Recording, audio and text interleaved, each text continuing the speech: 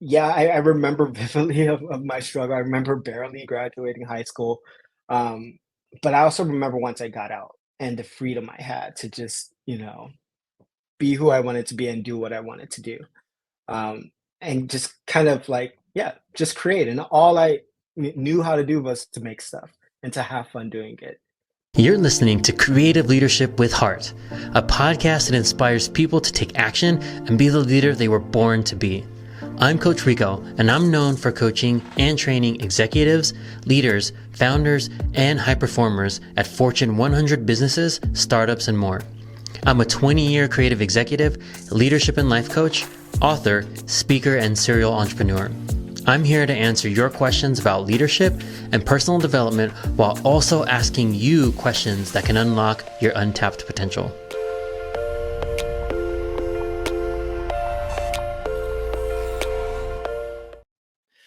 What's up, all? Welcome back to Creative Leadership with Heart. Thanks again for joining us this week. I'm excited for this one. Whoopi, one of my favorite creatives. We got Ashten Whoopi Winger. I'm like jumping into it already. We got Ashten Whoopi Winger here. He's on the UXD team at Netflix.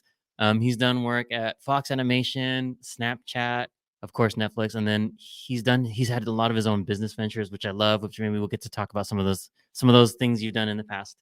But yeah, welcome. Thanks for joining us. Thank you for having me, Rico. It's a pleasure. Yeah. Yeah, like I said, I'm stoked again. So yeah, so give a little bit of people a little bit of background. Can you tell us a little bit about your journey yourself? What about creativity? When did that spark happen for you in life? And what made creative your calling? Yeah, so if we were to go back, what, 25 years ago, um, really creativity in, that world was introduced to me at quite a young age. My mom's a school teacher, but she was always within the arts, whether that's performing arts or anything like visual arts. Also have family who's, painters and digital artists as well. So I really got started within this world of being a creative, being curious very early. It was my form of play at a very young age. And it was my form of play and my form of escapism before I knew about it, because there was other areas that I struggled in, mostly school. So the areas where school didn't work out, I was always just being creative, whether that's, taking pictures, um, creating films. I was very fortunate enough to get access to the internet when I was 5. So having a computer, having access to the internet just opened my world up to so many different things, whether it's video games or modding in different servers or hacking Photoshop and putting my friends' faces on monsters. I was always just kind of tinkering around and really just exploring what else was out there, because there was a other side of my life that I struggled in and I felt like I just wasn't succeeding in as well. Yeah, can you tell us a little bit more about that? Was it the academics? This is something you and I have never really talked about before because we've Yeah. always geeked out on creative. Um, but yeah, can you tell us a little bit more? Like, what was that experience like for you, and how did it Yeah. push you into the arts? Yeah, absolutely. So, I mean, my mom's a school teacher, right? So I was kind of the complete opposite of the expectation of a teacher's son. Whereas, even from as early as I can remember, I just struggled in school, whether that's grades, just academically, just, paying attention. I was kicked out of school a lot. I think I've been kicked out of pretty much every school up until high school, and that's elementary, middle school, where I just struggle with focusing and struggle with just kind of like the task at hand of doing the traditional type of work. um, but my mom discovered pretty early on was like, hey, he might not be great at academics, but he kind of excels in this whole other area of art. You throw anything at him that's within the creative field, that's art, that's computers, then he could run with it. And this was the time where computers weren't kind of like the main thing. They were just on the rise, but we didn't see that as like an area of like, oh, if he knows computers, he's successful, or he's smart. It's just like, oh, he just likes to play games. But for me, I was just kind of introduced to so many different worlds of like, all right, I know how to create with computers. I know how to be a part of the different worlds and communicate with others, as well as even outside of just my computers. It's just like I was really into storytelling, and I think my first love was really just film. And I remember being in the fifth grade and graduating, going to sixth grade and begging my mom for a high eight camera. And I remember it was a Sony digital high eight camera. I was like, okay, can you please, like, for my graduation gift, I want this camera so I can film my toys and create stop motion animation. And that's me going into the sixth grade, very young. And luckily I got it, and that really opened a whole new world to me because, um, you know, teachers were calling my mom every single day saying that, Ashton isn't paying attention. He's not turning in homework. He's barely showing up to class. He's not really present. Um, but luckily, my mom being my biggest fan, was able to just take me under her wings and really guide me through, like, hey, this is an area you're really successful in. However, there's this whole new area of, the arts, whether that's music. I picked up the saxophone. I was in jazz band. I was in marching band. Whether that was performing arts, I used to be in musicals and dramas, and I've received scholarships for acting school and musical theater school and everything, or if that's just regular just art, and video and film and learning how to edit in Final Cut Pro and everything. And a lot of this was I was doing this at a fairly young age, from like 10 to, onwards, and then I started to discover more tools, the Adobe Creative Suite and everything, and learning how to really create really fun stuff. And with the boom of YouTube and with the boom of just content very early on, I was able to kind of leverage that and use it to my advantage and show teachers, hey, like, yes, I can't do, 20 pages of whatever biology homework, but I can, create stories. I could create worlds. I could be as creative and teach and learn in a whole new way using these different mediums. Yeah, that's amazing. Like I didn't know that part, so I'm learning stuff about you right now, and it's crazy that like I don't. This is a whole. It's not an education podcast, so I don't want to get into like how Yeah. parts of the school system need to be fixed. But it's crazy that yeah, you like what you consider academic, right? Is like whatever Mhm. science and stuff like that. You didn't do so well in, but you like excelled in the arts. And that to me, it now that gives me a lot more. We'll talk more about it later on like why you excelled at so many different things and why you got into so many different things, Mhm. right? And so maybe it's a good transition on why I wanted to bring you on and why I'm excited to have you because you are by far one of the most, if not the most memorable interview have ever had, and it was at Netflix because yeah, you were interviewing for a motion designer, and this wasn't even on UX. So Mhm. you're even taking it farther than I had high expectations for you just because I know how great you are, and you're taking it farther. So I'm like happy. I'm like I'm a little part of your story, so I'm so happy to be a part of that. But yeah, we're having this interview, and it was going fine, right? Like it was Mhm. your normal interview. Like, what are your goals? Like show me some of the work you did.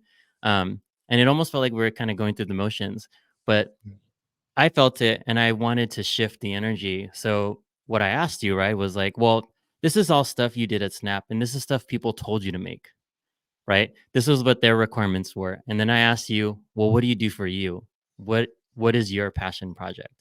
And can you share folks what you thought in that moment? What were you thinking up until that point for the interview and then where it went from there? Yeah, absolutely. And just to, like, take a even like a little step back, that was my last interview. Prior to that, I believe I had maybe four other interviews. So I was meeting with the team, I was meeting with your peers, and just like going back and forth. And I think this was like maybe like the fifth interview of just like meeting everyone and pitching myself and just showcasing my work. And I felt like you were the final boss of this Of the game. interview. Yeah, um, because yeah, I had went through the motions and I showed you all my work. I had prepared a deck of like my Snapchat work, um, and a lot of that work was like very like conceptually new. It was also utilizing new technology like augmented reality, mixed reality, and all that stuff. Um, and I was just going through the motions of just showing you that work. And you asked me, you're like, okay, this is great. I know what you're capable of in terms of, working at a corporation, being able to do this. what's up with outside? Like, what are you doing? What are you doing outside of all of this? You have this talent. You're obviously capable of doing a lot of stuff. What else have you done outside, or what have you done for yourself? And I don't know if you remember, but that brought like the biggest grin to my face. And I remember it vividly because it was one of those moments where I was just like, finally, finally, I know like all the hard work that I've done outside of work, that I've done for myself, is finally paying off in this moment. Because this is the work that I've kind of used to kind of bet myself on. Um, and this was kind of like the riskier area in terms of my work, not necessarily, um, not necessarily, you know, I was doing it for a job. I was doing it truly for myself. Um, and I had the biggest smile. I was like, "Say less." I'm so happy you have you asked this question because I have so much work. And that's when I went through and just kind of opened up this secondary portfolio. I had my main one, and that one was just in my back pocket of like, all right, hey, here's all this work. Here's an app I created um, by myself that took me 6 months to develop, and I taught myself how to create and develop an app. And then also here's like this gallery I did out in London where I created all of these arcade machines in collaboration with Vans. And here's a music video I directed for Snoop Dogg, and another music video I directed for Glass Animals. And these were just all projects that I had done while also maintaining my 9 to 5 job at Snapchat. But I was proud of that work. I was proud of that work because I knew it came solely from me, whether I was directing, creative directing, or developing. Um, but this type of work was like truly from myself, and I never expect to really use it to gain leverage or to get my foot in the door at a company like Netflix. I felt like I had to kind of fit a mold, and I had that work ready in order for me to fit that mold and to get my foot in. But this type of secondary work was kind of like, this is what I do in after hours. This is what I like when I come into work late. This is why. It's because of this work. Yeah. And yeah, it brought the biggest smile because it was just a moment of just kind of like, just like, it was just a moment of me being like, thank you. I'm very grateful. And also just like, I have it here and it's finally paying off. Whether I got the job or not, it's just a moment where I was just like, yes, I have it. And here you go. Yeah, I mean, that I remember that smile because yeah, what you were showing me was good, the Snapchat stuff, but that moment's like really what I look for on folks on my team, like with the creatives, are just pure people that are really passionate and love storytelling, right? And Mhm, so when people when you have to do stuff at a job, it's great, right? But it's almost like this is what you're kind of required to do. But the fact that you live, breathe, eat, like to your soul, tell stories and you use any medium to do it. You use mobile devices, you use videos, you use live activations, you use so many platforms to tell stories. Like you didn't have to sell me on anything. I just knew your abilities, right? And if someone could tap into that and like nurture it, dude, like you have like all the potential in the world, and you're realizing that. Like I just kind of, I always use this. Good leaders open doors, and it's up to people to walk through them. Like I can't make people walk through them. You like jumped through it. You like kicked through it. You did everything and more. And like that's what you look for in a candidate. So like I coach a lot of designers and executives and stuff. And there's this thing that they like, oh, I need to tell them what they want to hear. I'm like, no, you don't. Like if you're in your portfolio and you're bored with what you're talking about, right? Throw in what you do, like your passion projects, because that energy, that excitement, that energy like instantly filled the room when your face lit up. And I was like, mhm, like don't even interview anyone else anymore. Like we're done. Like this is it. We don't need to talk to anybody else. Right. And I think that's the big thing I want to share about you is like just keep doing your thing. Right. It's what makes you mhm, who you are. And then the passion came through. When I heard all that stuff, I was like, oh man, like somebody needs to unlock you in some way, shape, or form to do this more like instead of your side hustle. This mhm. needs to be your hustle. Yeah, absolutely. And that's the thing. I never felt like there's just always so much stuff out there. to explore and to experiment with. And I never want to be in a position where I stop that, where I stop kind of like just reaching for what's out there. Especially now, there's just so many amazing things going on right now. But you know, I think that the you could like see the drive and see where I was trying to go. Um, I don't feel like there needs to be one medium for an artist, for a designer. I think, we need to have an understanding of these worlds that we're trying to create within these mediums. And it doesn't just need to be motion design. I might use motion design to get my foot in the door or to get a job. But that, branches out into, mobile development, creative direction, editing, all these Mhm. different things. It doesn't need to just be one area and that's it. This is just the area that I'm going to live in. It's just like, well, like life, this exploration is definitely a journey, and I need to keep on seeking and going through and risking and just really seeing what else I'm capable of.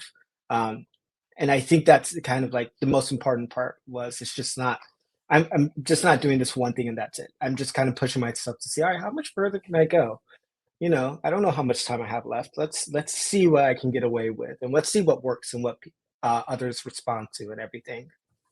Yeah, I mean, it's crazy because I wouldn't even think at all you had any kind of challenges any with anything growing up. So that's why when you me learning about like your academic challenges is so crazy because I know you was never being satisfied. Like you always want to keep growing and doing more.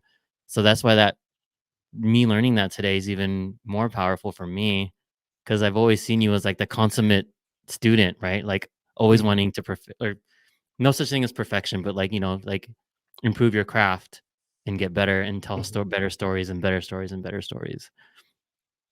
Yeah, I think that's what it is. I do kind of see it all as one big story of like, you know, my progression. And understanding, an area of where I struggle, but I think in order for you to, you know, to progress, you have to kind of start in this area of like, of struggle, of just kind of like not knowing where you're going to be, and then starting to see the light. And once you see that light, it's like, oh, that's a direction I could start to head in. And then as that starts to come into fruition, you're like, oh, okay, I'm starting to see what I'm capable of. I've been successful. People have responded well to the work I've done. Now, what else can I do? So I think that's really what it is. I mean, yeah, I remember vividly of my struggle. I remember barely graduating high school, um, but I also remember once I got out and the freedom I had to just, be who I wanted to be and do what I wanted to do. And just kind of like, yeah, just create. And all I knew how to do was to make stuff and to have fun doing it. And then I found out, oh, I could get paid for it. Let me see if I could, let me see if I could figure that part out and get my foot in the door of one of these companies. Yeah. I mean, you got more than your foot in the door. Um, so I want to go into almost like advice mode, right? So like Yeah. knowing what you know now, would you have done anything different? Or what advice would you have for your younger self? Yeah, I mean, I'm super stoked for my like very proud of my younger self. Um, he did well. He did well. I think the only advice I would have is to learn discipline, to get a little bit better at discipline. Because I think even now, one of the areas I struggle on is just discipline and just being able to lock in and work sometimes. And I think that there's so many different forms of like learning that, whether that's sports or I box on like my time off, and that's something that helps me so much. Boxing, running, just learning how to lock in and get into that flow state. I think it's really important, and that's something that's incredibly difficult. Like to tell 18-year-old, 20-year-old me, hey man, get better at just being disciplined and just honing your craft. But I think as I got older, I start to realize, all right, there was a lot of time that kind of went by of you just either lingering or trying to figure things out instead of just locking in and focus. So I think that would be kind of like, the first bit of advice. And the second is, as I started to find success in my personal projects, now me being older and reflecting, I start to realize, wow, what it would have been like if I would have just continued on the path of creating this stuff for me. Um, you know, my first stop, Drizzy Tears, very silly casual game where you stop Drake from crying. That game ended up going viral, and in all these articles and on the top gaming websites and tech blogs and everything like that. But I was also creating that and doing a lot of stuff so I could work at Snapchat, so I could work at Netflix. Um, because once I got the job at Snapchat or Netflix, I kind of just was like, all right, that's it. Like, job is done on my personal project because it got me in. Where realistically, I wish I kind of like was able to be like, hey, no, this is successful. Like, you could keep on going with your project and worry about getting landing a job later. But I think at the same time, I've always had this little bit of a chip on my shoulder of me being like, look, you didn't go to college. You barely graduated high school. The fact that you're able to get a job now, and think this is maybe like 10 years ago where everyone's like, you need a college. You need, to be able to go to these schools in order to get into tech or to be successful. And my mom was a school teacher. So having all of these things in my head, it's just like, if you have an opportunity to to get a job, one of these things, then go for it. So so that's what I did. But I think looking back, I would tell myself to just continue a little bit more, have a bit more fun with the projects you're doing, because you're already successful, and you already have a great response. You've done projects that that have performed better than a ton of apps on their first day, um, and that just have much more of a bigger impact than other apps have. So I think if I was my mentor, I would tell myself that just continue on, be a bit more disciplined, and yeah, just have fun with what you're doing. Not saying I didn't have fun, but continue to have fun with what you're doing. Yeah, I mean that passion that you brought in, it's like, like keep following that, right? Speaking of mentor, well, and the other thing, right? Like I, this one hasn't gone out yet. The other podcast might go out uh, before this or after this. But I was talking to someone about like college nowadays, right? Like, um, dude, there's a lot of people that are on our team that didn't graduate college, and people would be surprised, like, what, you had like how many people that didn't graduate college working at Netflix? I think maybe even some people at Netflix might be surprised about how many people our team hired that didn't have college degrees. But like, I don't want to say college is overrated, but like, if somebody has a talent and the drive to do it and not have like a college education, but still is like grinding at it and perfecting their craft, I would almost I would much rather choose that, right? Because it showed like, one, how bad they want it, right? Because college isn't for everybody. One, there's like a financial burden for some people. Like, there's just other things that might not make college possible. But if you stick with it and you keep doing it, that shows me how bad you want it, how much you love doing it, right? And then just the talent, right? Like, you can't teach talent. Um, you can teach concepts, frameworks. You can teach like basics, like the rule of thirds and like that kind of stuff, perspective and all those things. But you can't always teach the way to put all those things together, right? And so, yeah, to reiterate, right? For me, college, like, it's good for what it is. Mhm. I'm not doing anything that I learned in college, just to let everybody know. I have a college degree. I have a degree in PR, right? And I had nothing to do. I was doing Mm. um, like creative work. I was doing like UI work, product work. PR didn't really help me with any of that stuff. Um, and when people were getting MBAs, I was working because I would much rather do it than learn about someone else who did it. And that's Mhm. like what you did. Like, you were just like, no one needed to show you how to use Adobe and all these things. You were just like, dude, I'm gonna figure this out. Like, you love tinkering. Like, as long as I've known you, you love tinkering. So you're Mhm. like, I'm just gonna figure this out. Right? Yeah, and I think that's kind of like, the key of what I do, the core of it. It's just like tinkering, figuring out what works, and it's like, all right, let's see what sticks. And I've always kind of like just enjoyed seeing like, all right, well, I'm just gonna either do it until someone tells me no, or it opens the door or whatever, because that's how I kind of learned. My mom, always kind of like told me to like think like a scientist.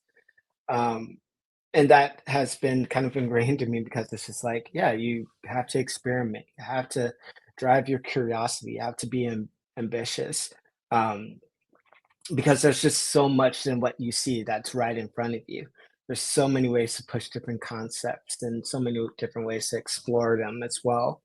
And I think there's so much you could get from college. I think it's amazing, but to your point, yes, the opportunity just doesn't present itself to everyone.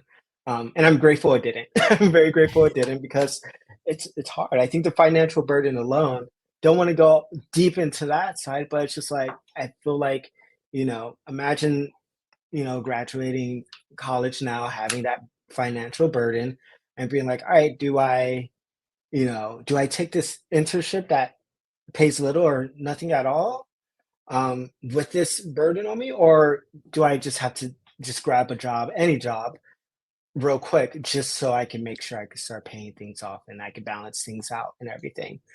There's a bit more flexibility. I'm not saying this is the case for everyone, but I have seen it, with a ton of friends, and I think that if what I did do instead of go to college is I interned all over Los Angeles. I worked at the motion picture sound editors. I worked at visual effects companies. I worked for photographers and DJs and everything, and that paid off in the long run because the people who I interned for ended up getting me my first job at a digital marketing agency, working for Snoop Dogg, Yeah. which is a whole nother story. Um, and I don't know how I knew to just seek internships, but I was just like, look, like, all right, I work at the Apple store and I have this extra time.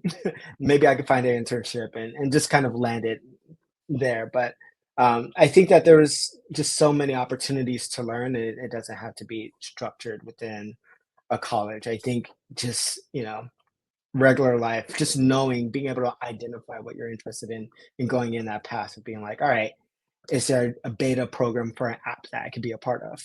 Is there, a quick photo shoot that I could jump in on? And there's just so many opportunities to learn, whether it's online or offline, especially now. Yeah. I mean, and the way you're doing it, you're learning it on the job while getting paid, right? So like and there's no what college is going to put you like inside of the agency, like at the negotiating table with these people, like the things that you're learning, even if you're just a fly on the wall or you're just hearing things happen, like there's no classroom that can replicate that. So like not saying college is a good thing or bad thing. I think it's if you choose it for you, then that's great. But if you decide not to, and like what you did, like I said, you wanted it bad enough, so you just did everything you could get your hands on to get it. Internships, like doing your own thing, figuring other things out. Um, one thing you mentioned it, and if you were your own mentor, but I wanted to ask if there was somebody you want to give a shout out to as a mentor in your life, mentors, or anyone that helped you along the way.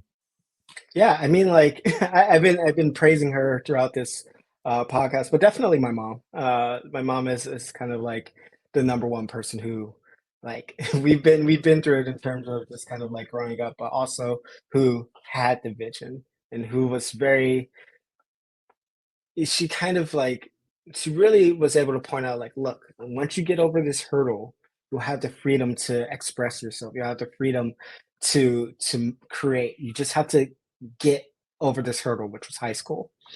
And she had the vision the whole time when I was completely blind to just feeling like I was stuck and not able to move forward. She was just had that clear vision, as well as, I mean, there's been so many people. It wasn't just a single like I've done everything on my own. I'll never kind of like take that credit. There's people from of course my mom, my uncle, who is also amazing at computers.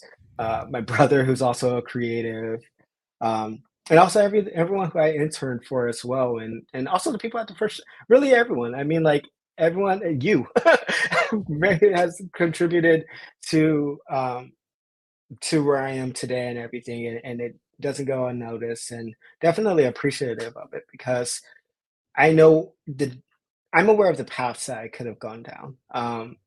It's very clear the paths that I could have taken, uh, different groups of people I could have ended up with, being born and raised in South LA, where I could have been easily. Um, and and I think it's good to just remind myself. I mean, I look outside the window, it's like, okay, there it is. But yeah, I'm grateful for everyone because it's whether it's a stepping stone or just kind of passing by someone and them saying one thing or asking me a question, it's all contributed to where I am. And there's still a ton of like growth and a ton of things I still struggle with to this day. And I'm still figuring out, but I think I'm on the right path. And I think that's kind of really the important part. It's like how can you make sure the path that you're on, the direction you're headed, is the path that you want to be on instead of kind of being a bit clueless and directionless of where you're going. Yeah. I love that. Like we are people who were mentors for me, sometimes maybe didn't even realize it.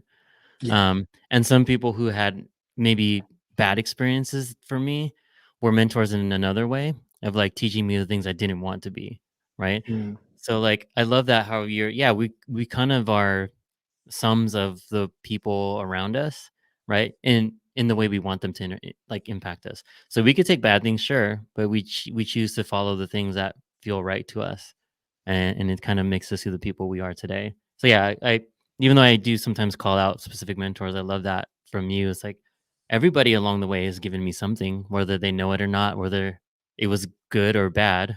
I got something from everyone.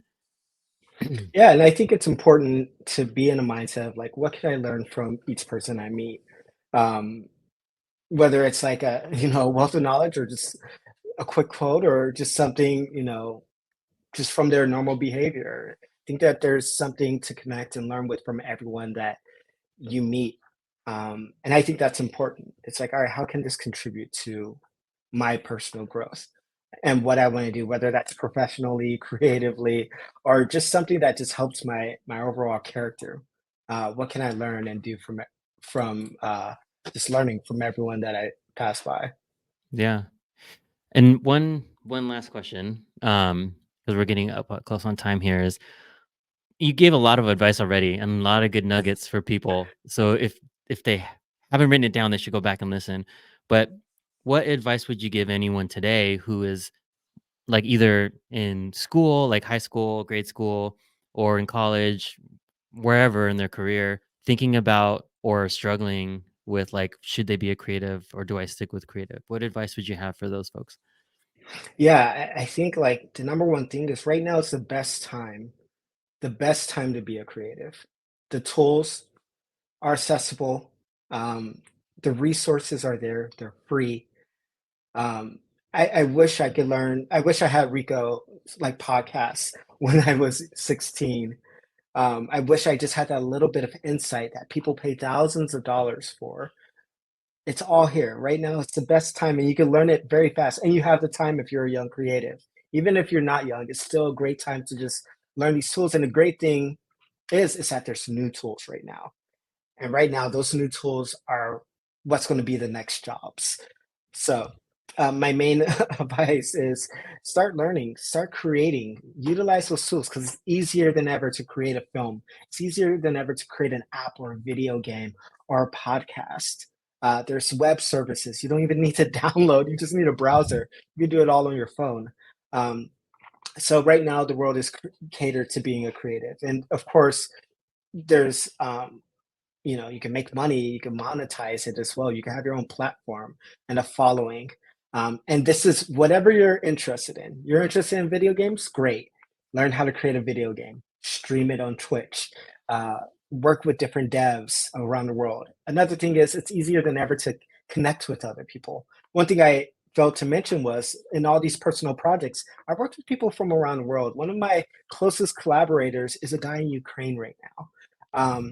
And I've worked with people from Ukraine, Japan, like different parts of Europe, all over the world. And I think that's important. Learn how to collaborate too, because yes, you can do everything on your own, but there's there's powers in numbers, and you could just amplify what you do if you partner up with others and really bring your mind together. So really, right now, just be a creative, have fun, utilize the tools that are available to you, and two, collaborate and meet other creatives. They're all over the place. They're on TikTok. They're on Instagram. You could just find them just walking down the street, because I think that's important to just, connect with others and meet with others, just to expand your world a bit more.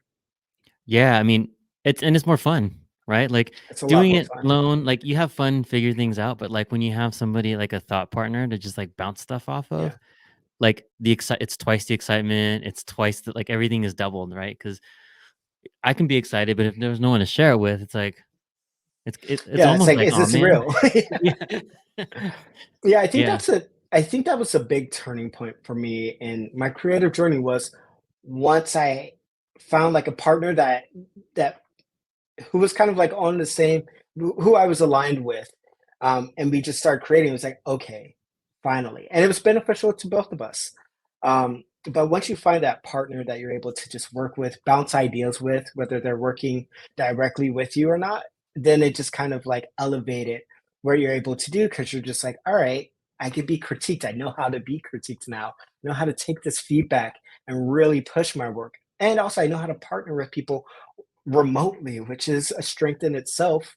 You might think you're on Discord or playing games and chatting with people, and it's like, no, if you look at it from a different perspective, you're learning how to communicate with people from around the world, and you know how to work with them and act and listen.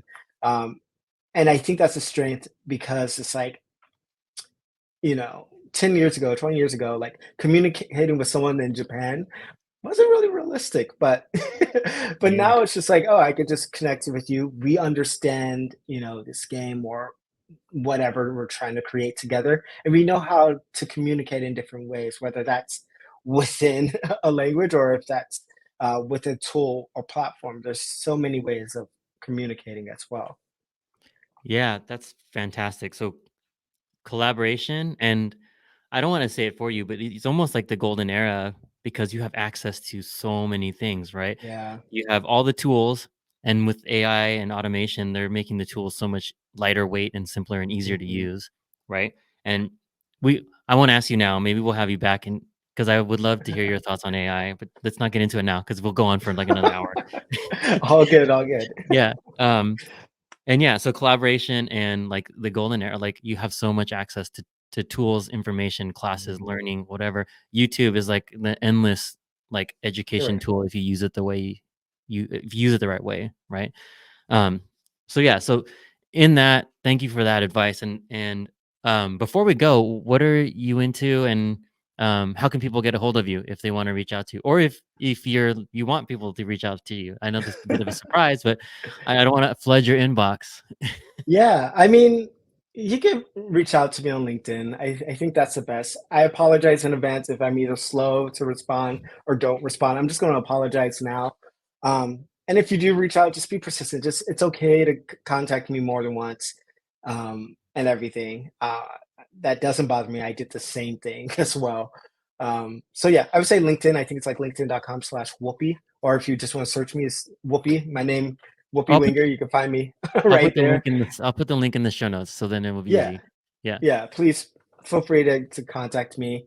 And yeah, what things am I looking out for? Was your other question? Just anything you're into that you want to share, like that you've been thinking about even.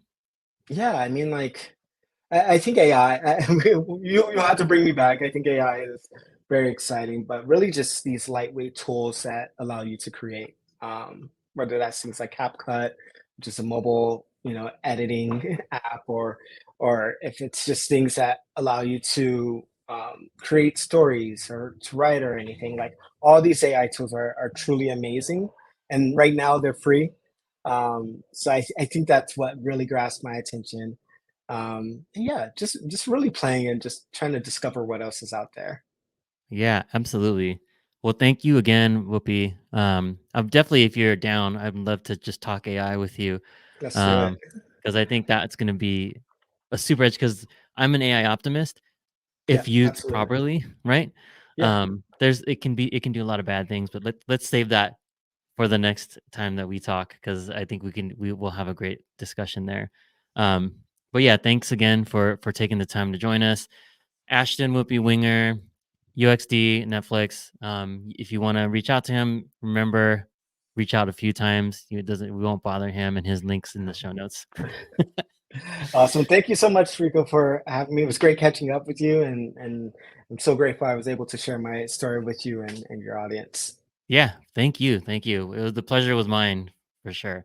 All right, all. We'll see you next time. Thanks for listening to this episode of Creative Leadership with Heart. If you enjoyed the show, please like and subscribe.